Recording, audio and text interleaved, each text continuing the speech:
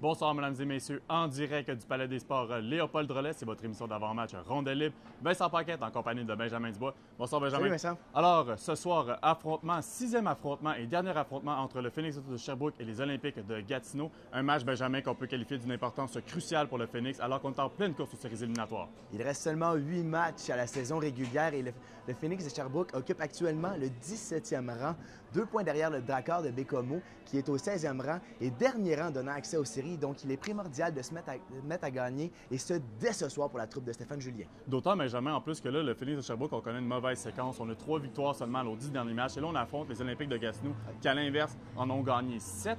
Une série de succès, Benjamin, qui s'explique en grande partie grâce à 2 joueurs. Vitaly Abramov et Jakub Trenin. Vitaly Abramov, on le sait, deuxième étoile du mois de février, lui qui a amassé 22 points.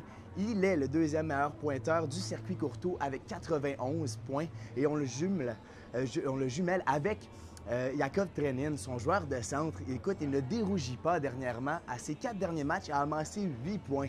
Et ça, Benjamin, en fait, c'est un duo qui a été formé par le nouvel entraîneur Éric Landry lorsqu'il est arrivé en poste derrière le banc des Olympiques de Gatineau il y a un peu plus d'un mois. Exact. C'est un de ses premiers petits changements qu'il a apporté. Ça rapporte gros à la formation du Phoenix parce qu'ensemble, ils connaissent énormément de succès.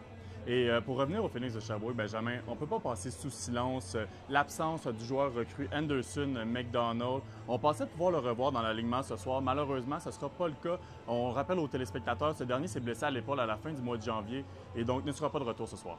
Il va falloir attendre encore un petit peu plus longtemps. C'est dommage, on le sait.